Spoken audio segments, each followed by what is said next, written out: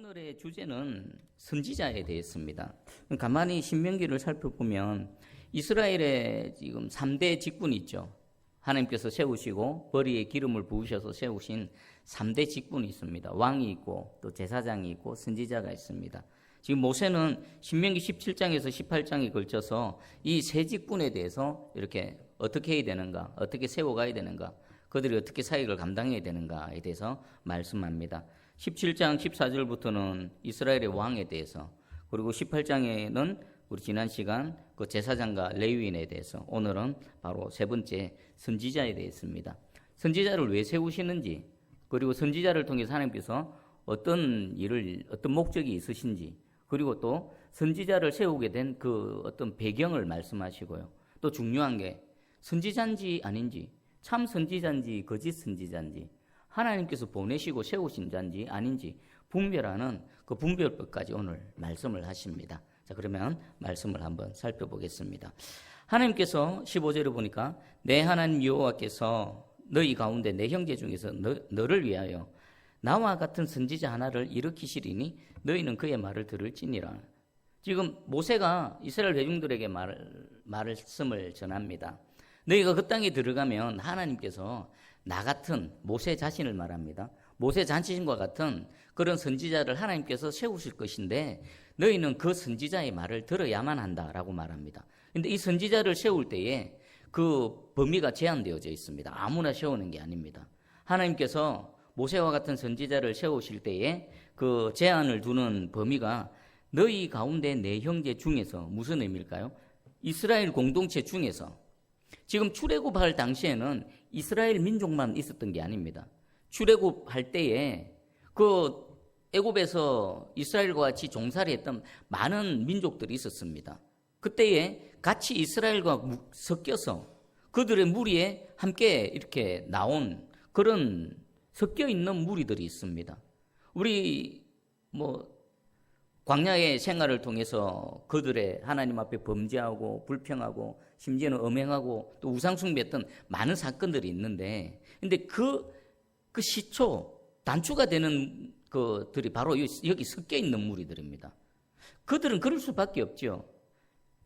혈통적으로 아브라함의 후손이고 그리고 하나님을 섬겼던 그 이스라엘 민족하고 같이 노예 생활을 오래 하던 그들하고는 근본이 다르지요. 그들은 하나님을 알지 못합니다. 하나님과의 인격적인 교제, 하나님과의 바른 관계, 또 하나님의 말씀이 무엇인지, 하나님이 누구신지에 대해서 알 턱이 없죠.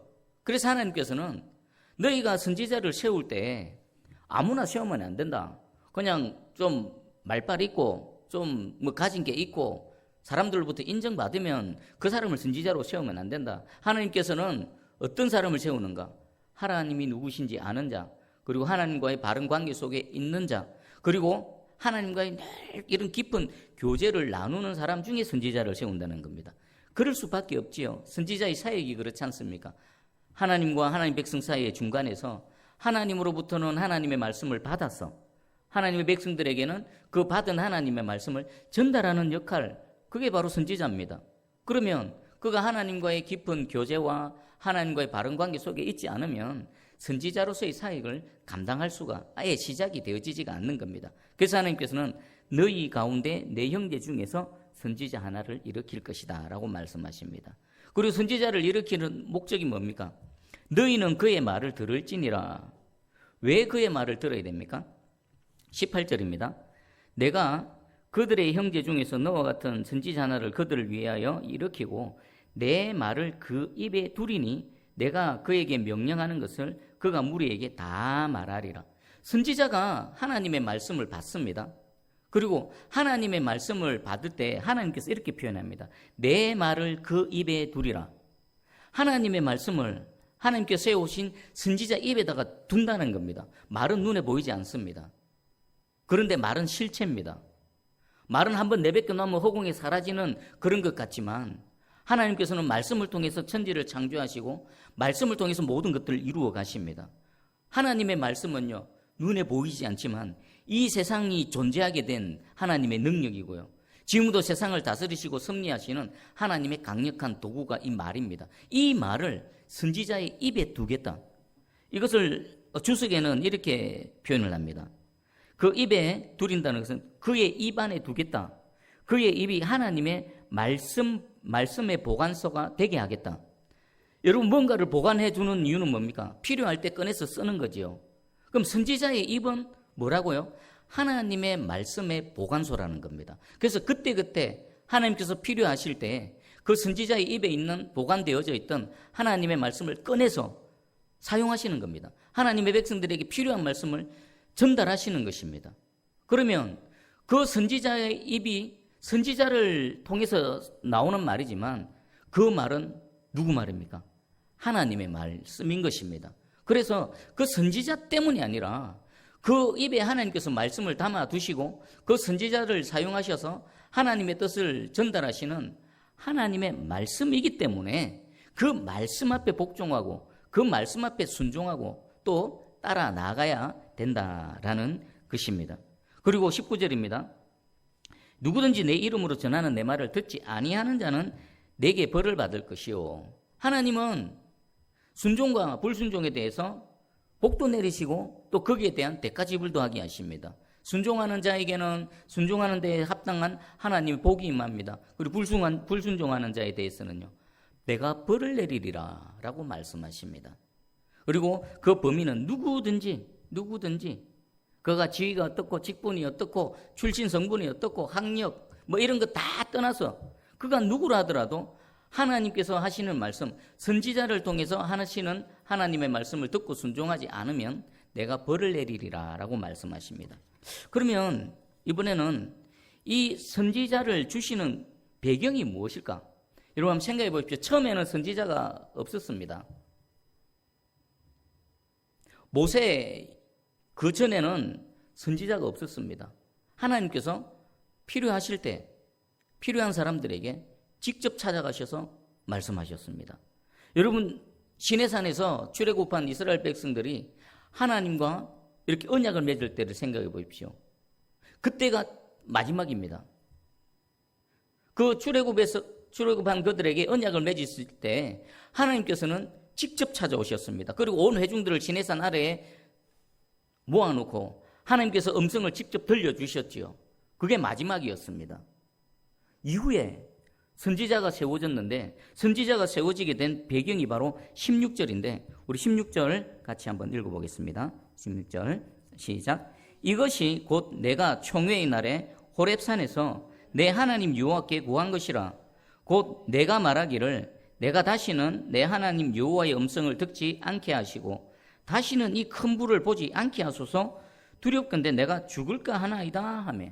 아멘. 이 장면은 어떤 장면입니까? 시내산에서 언약 맺을 때 바로 그 장면입니다. 여러분, 하나님의 음성을 물리적으로 우리 귀에 들리게 할 때 어떤 느낌일까요? 소리는 진동에 의해서 소리가 납니다. 어떤 마찰에 의해서, 공기의 파장에 의해서 소리가 납니다. 하나님께서도 우리 물리적으로 귀에 들리게 하시려면 이 공기를 진동을 일으키시고 파장을 일으키시겠죠. 어떨까 여러분 한번 상상해 보십시오. 저는 하나님의 음성하면은 천둥 번개 소리가 떠올라집니다. 온 천지를 진동하는 그 큰 능력, 그 파워. 그리고 불과 함께 임했다 그랬죠. 하나님 여호와의 불로 함께 임하십니다. 불 가운데 임하시는 여호와. 그 불로 임하시고 또 천지를 진동하시는 하나님의 그 크신 음성 앞에 이들은 부들부들 떨었습니다. 두렵고 떨었습니다. 여러분, 이렇게 생각할 수 있습니다. 선지자를 중간에 세우는 건 중간에 뭐가 끼면은 더 복잡해집니다. 그죠? 더 번거로워집니다. 하나님 직접 말씀하시면 그냥 되는데 중간에 선지자라는 또 중간 매개체가 있어가지고 전달하면 거기에 따른 또 여러 가지 부작용이 있을 수 있겠죠. 그럼에도 불구하고 지금 선지자라는 제도가 지금 생겨지게 되어졌는데 그 배경이 뭐라고요? 이 죄인들이 거룩하신 하나님 앞에 한번 서보고 나서 어떻습니까? 도저히 두려워서 그들은 하나님 앞에 설 수가 없는 겁니다. 그래서 모세에게 말하는 겁니다.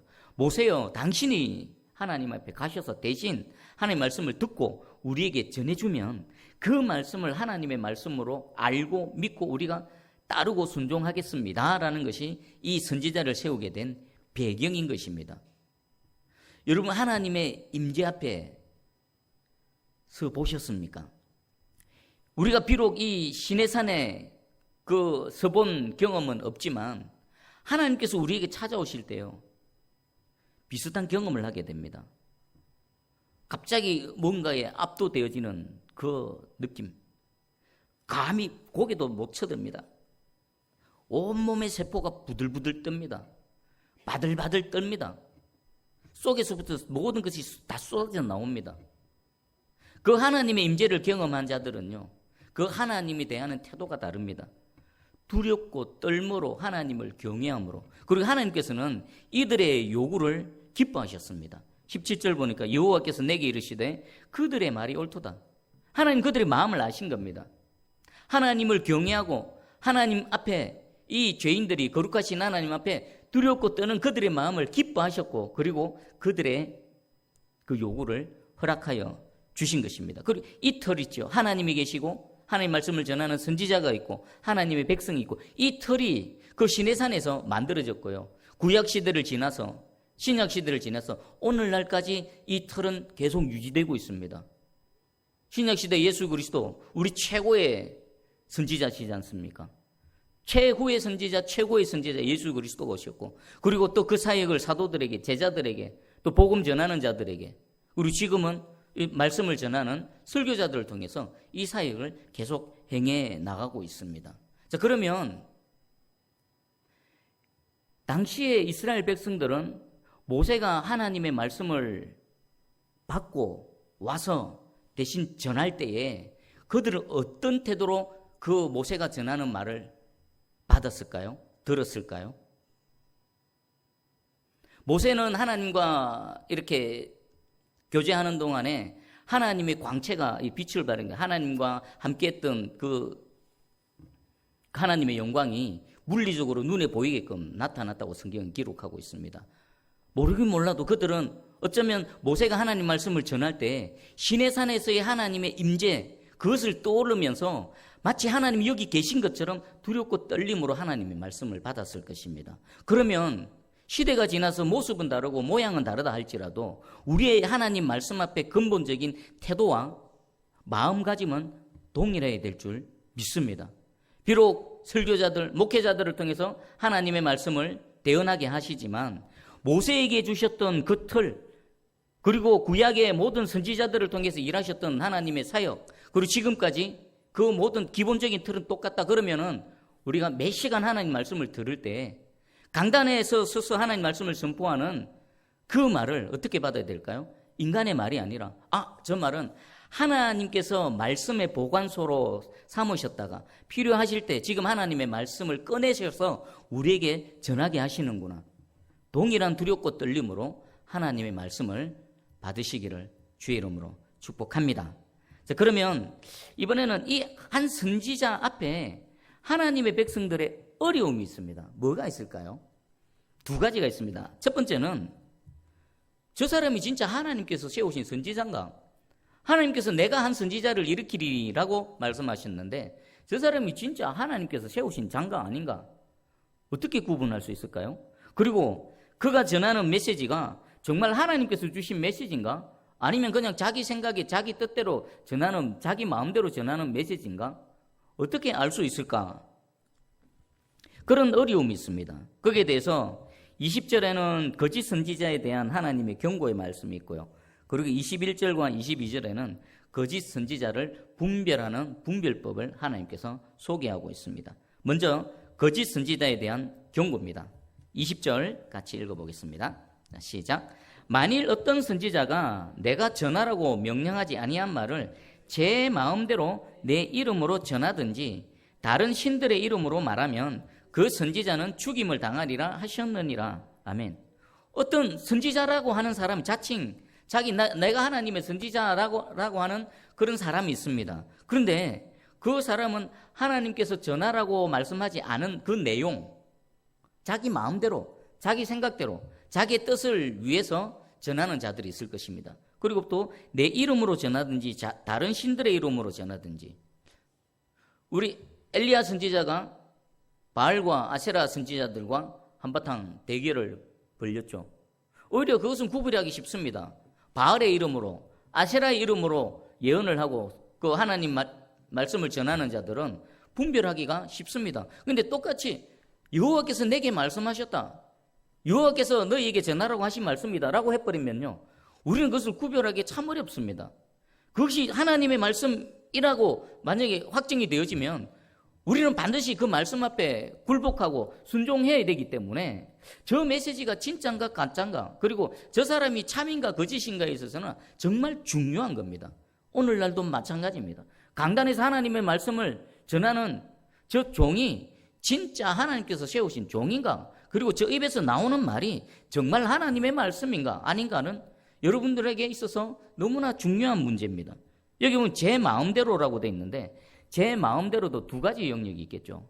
첫 번째는 하나님께서 부르시지 않았는데 하나님 나를 부르셨다라고 말하는 사람들. 여러분 소명이라고 들으면 소명, 부를 소, 또 임무를 맡는다, 명. 하나님께서 부르시고 임무를 주셨다, 소명, 소명자. 반드시 소명자가 되어야 되는데 하나님께서 부르심을 은혜를 주지도 않으셨는데 자기 스스로 하나님 나를 부르셨다라고 하는 그런 제 마음대로가 있고, 또 하나의 제 마음대로는요, 메시지의 제 마음대로입니다. 하나님께서 주신 말씀, 하나님의 말씀도 아니면서 자기 마음대로 그냥 자기 생각대로 하는 그런 또 메시지에 있어서의 제 마음대로가 있습니다. 이것은요, 우리는 참 선지자가 되기 위해서는 두 가지 조건이 만족되어져야 됩니다. 소명자가 되어야 됩니다. 하나님께서 택하셔서 부르셔야 되고요. 또 하나는 사도가 돼요.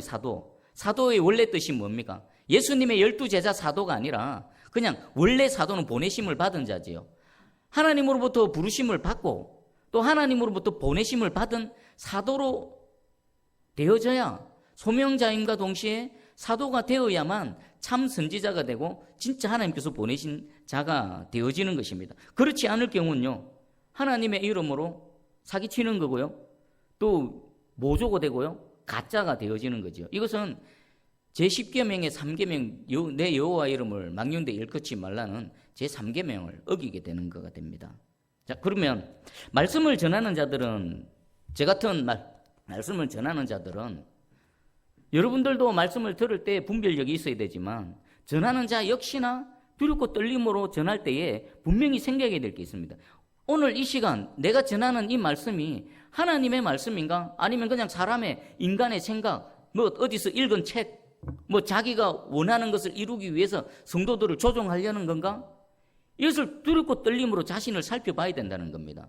사람은요, 팔이 안으로 굽고 연약하기 때문에 자기가 인식하지 못하게, 또 자기가 의도치 않게 그런 식으로 흘러갈 수가 있다는 것입니다. 그래서 오늘 하나님의 말씀을 전할 때 이것이 진짜 하나님의 말씀인가, 다른 내 숨은 의도가 그 안에 들어가 있지 않은가, 아주 면밀하게 살펴봤어요. 정말 두려움으로 하나님의 말씀을 전해야 됩니다. 우리 이사야 50장 4절입니다. 주 여호와께서 학자들의 혀를 내게 주사 나로 공고한 자를 말로 어떻게 도와줄 줄을 알게 하시고 아침마다 깨우치시되 나의 귀를 깨우치사 학자들같이 알아듣게 하시도다. 이사야가 지금 고백하는 겁니다. 하나님께서 내게 학자들의 혀를 주셨다. 학자들의 혀가 뭡니까? 아침마다 하나님 말씀을 묵상할 때 하나님께서 내 귀를 열어주시고 내 눈을 열어주셔서 하나님 말씀을 읽고 듣고 깨닫고 아는 은혜를 주셨다. 그뿐만이 아니라 내 입에 하나님의 말씀을 담아주셔서 영적으로 공고하고 피곤하고 낙심한 자들에게 하나님의 말씀으로 어떻게 그들을 세워주고 그들을 영적으로 일으켜줄 수 있을지 하나님께서 나를 알게 하셨다라고 고백하고 있습니다. 그렇게 이사야는 자신의 사역을 감당했습니다. 여러분, 이 말씀 붙들고요, 저를 위해서 기도해 주시기 바랍니다. 저 종에게 이사야 선지자에게 주셨던 저 학자들의 혀를 주시옵소서. 그래서 하나님 말씀을 묵상하고 설교를 준비할 때마다 인간의 생각이 아니라, 글을 읽어서 아는 게 아니라 성령의 감동하심으로 성령의 빛을 비춰주셔서 하나님의 영감으로 깨달아 알게 해주시고 그 말씀을, 깨달은 말씀을 전할 때에 영적으로 공고하고 넘어져 있고 무너져 있는 그 영혼과 심령들을 하나님의 말씀으로, 말씀의 능력으로 세우고 일으키는 하나님의 도구가 되게 주시옵소서. 결국 유익은 누가 누립니까? 여러분이 누리는 겁니다. 저는 하나님 앞에 나아갔을 때 부끄럽지 않은 종이 되고요, 여러분은 하나님 평생의 말씀을 들을 때마다 진정 살아계신 하나님의 말씀의 은혜를 입게 되는 겁니다. 저를 위해서 또 이 시대의 모든 사역자들을 위해 말씀 전하는 자들을 위해서 함께 기도해 주시기를 간절히 소망합니다. 자, 그러면 왜 이런 거짓 선지자들이 계속 생겨날까요? 이런 거짓 선지자들은요, 모세의 때부터 구약 시대 때, 그리고 신약 시대를 물론이고 중세 시대를 지나서 지금도 널리 쏩니다. 그리고 말세를 향해 갈 때에 이 거짓 선지자들은 더 활개를 치고 더 많이, 더 강력하게 일어나게 될 겁니다. 이 참 선지자와 거짓 선지자들을 분별해야 되는데, 자, 하나님께서 분별법을 말씀해 주십니다. 22절을 함께 읽어봅니다. 시작. 만일 선지자가 있어 여호와의 이름으로 말한 일에 증흠도 없고 성취함도 없으면 이는 여호와께서 말씀하신 것이 아니요 그 선지자가 제 마음대로 한 말이니 너는 그를 두려워하지 말지니라. 아멘. 선지자가 있는데 자신이 선지자고 하나님께서 이렇게 말씀하셨다라고 하나님의 말씀이라고 전하는데 그 전하는 말에 뭐가 없으면요, 증거가 없다, 성취함도 없다. 그러면 그 말은 하나님께서 주신 말씀이 아니다라고 말합니다. 그럴 수밖에 없죠. 하나님의 말씀이 어찌 성취가 되어지지 않겠습니까? 하나님이 하신 말씀이 어찌 증거가 없을 수가 있겠습니까? 하나님으로부터 받은 말씀이라면, 하나님께서 전하라고 하는 그런 말씀이라면 반드시 그 말씀이 선포되어진 곳에는 증거가 있고요, 또 성취되어짐이 있다는 것입니다. 만약에 그런 일이 없다?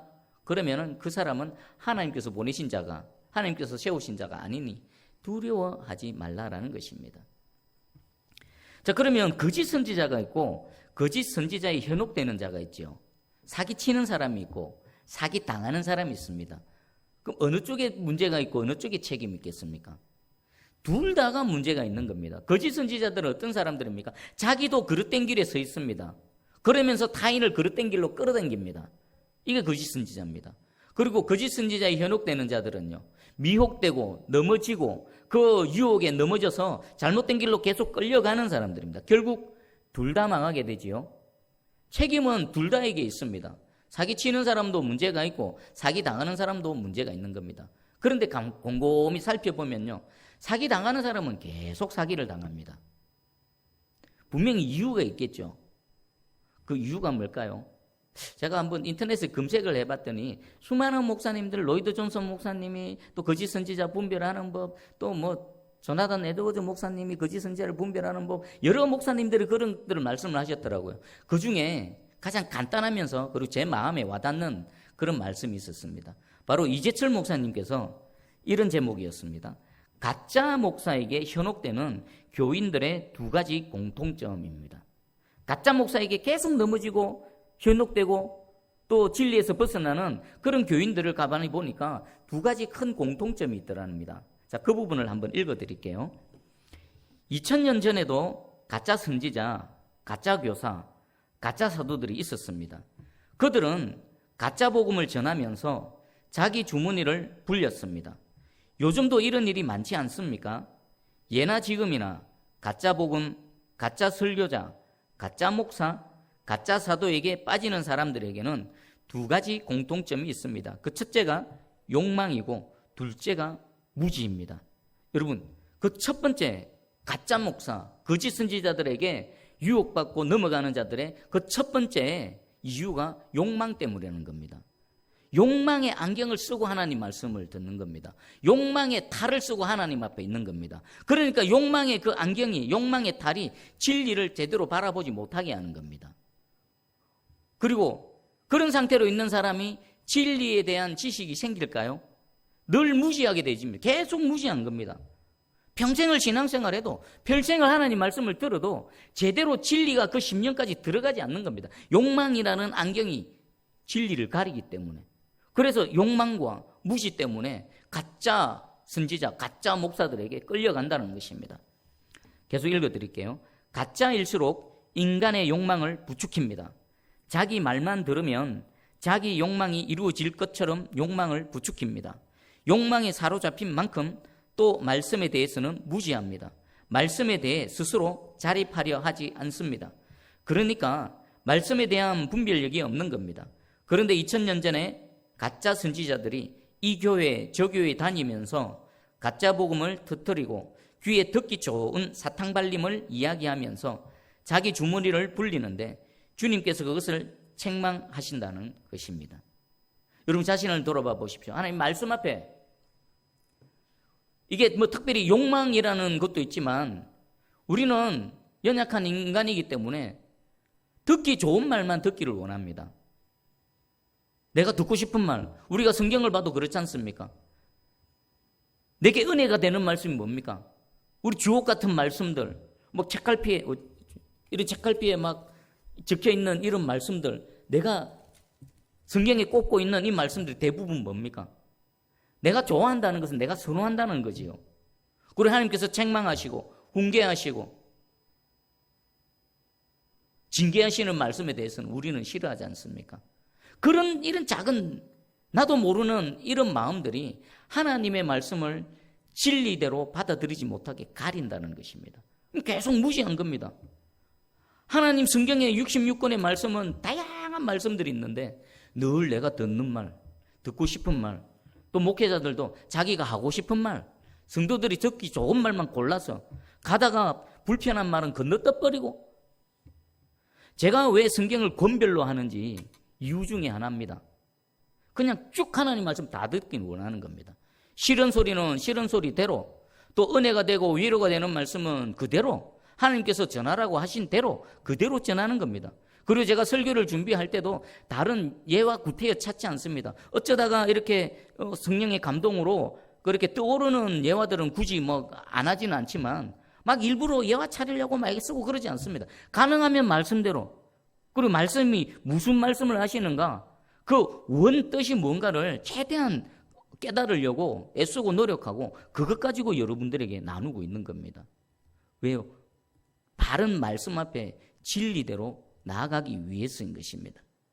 자, 그러면 한번 정리를 해보겠습니다. 하나님께서 오늘 선지자를 말씀하십니다. 선지자가 뭐 하는 사람입니까? 하나님의 말씀을 대신 받아서 대신 전하는 겁니다. 왜 선지자라는 제도가 생겨졌습니까? 이 연약하고 부족한 죄인들이 감히 거룩하신 그 하나님 임재 앞에 나가기 너무나 두렵고 떨려서 인간들의 요구입니다. 하나님, 우리는 하나님 앞에 못 서겠습니다. 중간에 한 사람을 세우셔서 그를 통해 말씀하시면 그가 하는 말을 하나님 말씀으로 알고 우리가 믿음으로 순종하며 나아가겠습니다.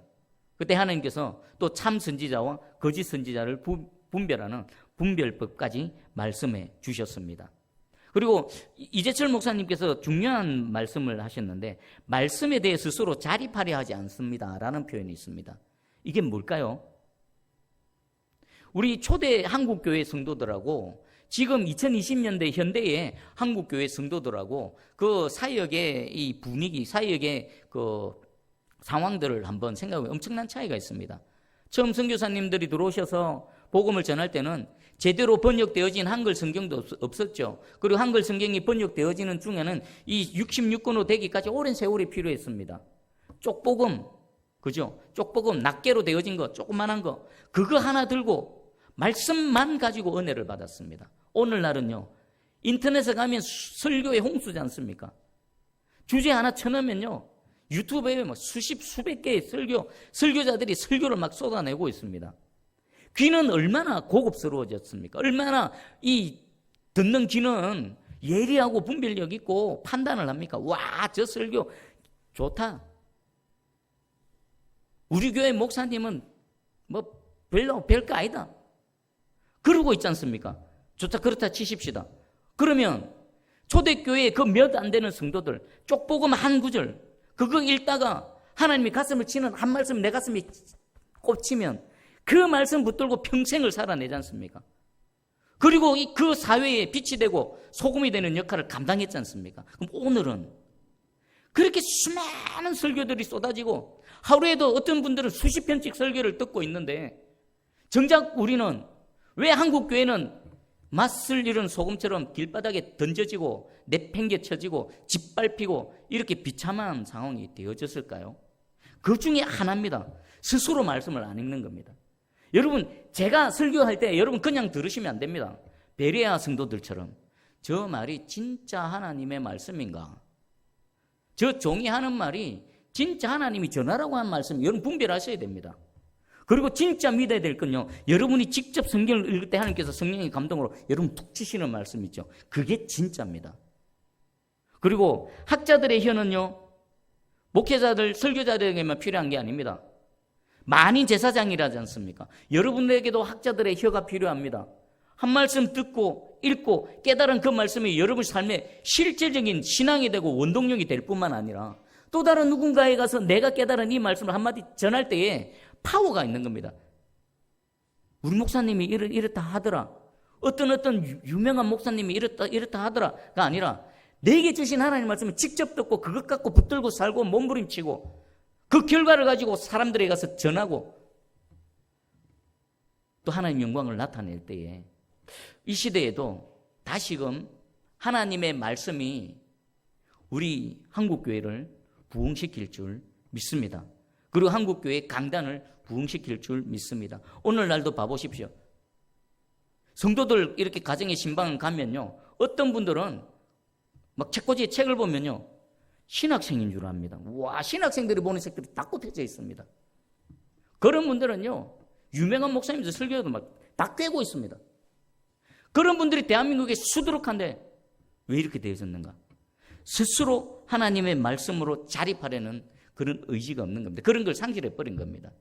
그러면 어떻게 될까요? 다시 말씀 앞으로, 다시 복음으로처럼 다시 각자가 말씀 앞으로 그냥 혼자 골방에 앉아서 하나님 말씀 듣다가 하나님의 임재를 경험하고 그냥 모여서 하나님 말씀, 누가 제같이 막 20분 30분씩 설교 안 해도 그냥 하나님 말씀을 읽는데 그 말씀 앞에 그 공동체가, 회중이 하나님 임재 앞에 압도되는 이런 거, 저 생각만 해도 가슴이 떨리고, 하나님 제발 우리에게 이런 은혜 주시옵소서. 하나님은 살아계신 하나님이시고 지금도 온 우주를 만물을 다스리고 섭리하시는 하나님인데 왜 우리는 이랬습니까? 하나님 불쌍히 여겨 주시옵소서. 날마다 꿈꿉니다. 실체이신 하나님이 실체로 오셔서 우리를 이끌어 가시옵소서. 여러분 각자가 학자의 혀를 받으셔서, 이건 어떤 설교자, 목회자만의 일이 아니라 여러분 각자가 하나님의 선지자, 보내심을 받은 자, 부르심을 받은 자가 되어져서 여러분의 삶의 현장에서 이 하나님의 사역을 감당하는 저와 여러분 되기를 축복합니다.